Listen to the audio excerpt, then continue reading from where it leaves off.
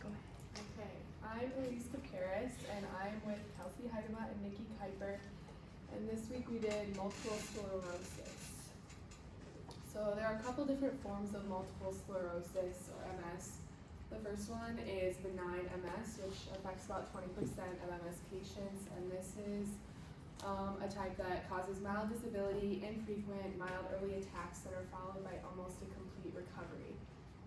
The second kind is exacerbating or remitting MS, which is frequent attacks that start early in the course of the illness, and it's followed by partial clearing of the signs and symptoms. The third one, is the chronic relapsing MS, which affects about 40% of patients. And this one has fewer, less complete remissions after exacerbation, but more symptoms occur after each attack. And then the final type is chronic progressive MS, which affects about 15% of patients, and it's similar to the chronic relapsing one, except the onset is more subtle and the disease progresses slowly without remission. So some symptoms include tingling and muscle cramping, which is like prickling and a stinging sensation, or there can also be involuntary contractions. Another symptom is tremors, which is unintentional trembling or shaking movements that the patient might experience. Another one is ataxia, which is loss of coordination. Another one is a speech disorder, which can be slurred or difficult speech, and this is usually due to weakness of the speech muscles. The fifth one is visual disorders. The patient finds trouble distinguishing between different letters, shapes, and objects. And then the sixth one is the bladder or bowel dysfunction. In MS, usually blocked nerve signals can cause the control to bladder and bowels to be messed up. So yeah, some assessments that the nurse or caregiver will do. First, they'll look at the history, so they'll be asking about a patient's family history, determine their status, and also things like changes in vision, coordination, stuff like that can indicate brain lesions. Changes in bladder and bowel dysfunction can indicate spinal cord lesions, and then this is usually a genetic disorder, so they will ask about patient's family history as well. A physical examination will involve assessing strength, symmetry, movement of like arms and legs, as well as gait. And then also you want to assess the psychosocial aspects of the patient, as when a patient is diagnosed with a chronic illness, the patient will go through a stage of grieving, and so you really want to be aware of that as a caregiver.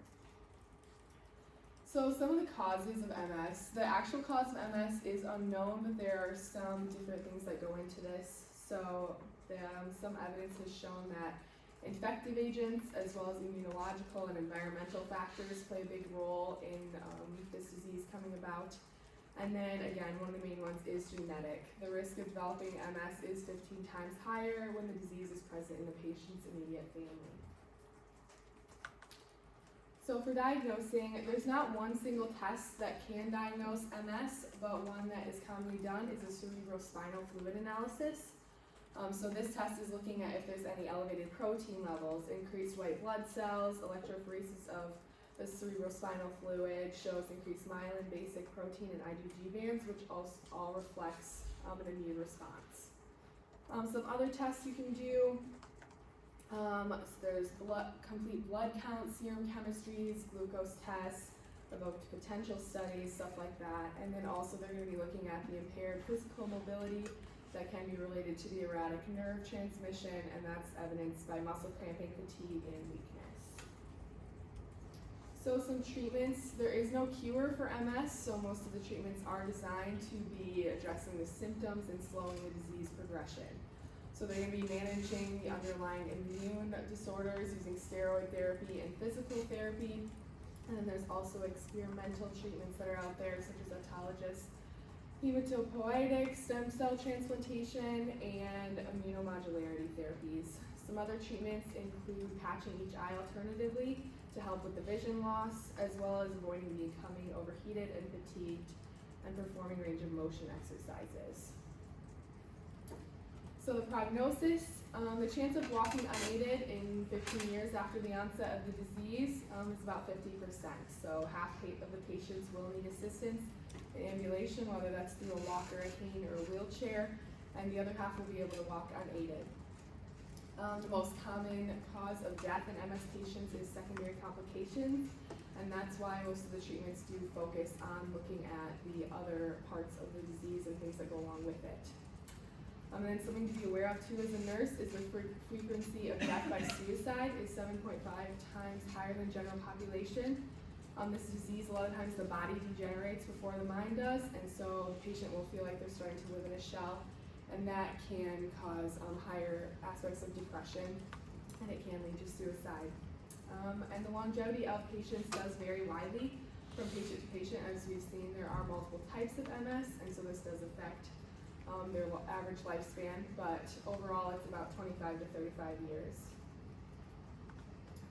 And then for follow-up, the main thing you really want to do is be educating on medication and treatments. You're going to be looking at dosage, side effects, and also helping the patient understand that avoiding stress in situations that exacerbate symptoms is really important. You're going to always be wanting to make sure the patient can notify the caregiver or provider of changes. So the caregiver should be checking in periodically and ensure the patient does have a route to call for assistance. And then probably the most important thing with this disease is make sure that the patient does have a community of support.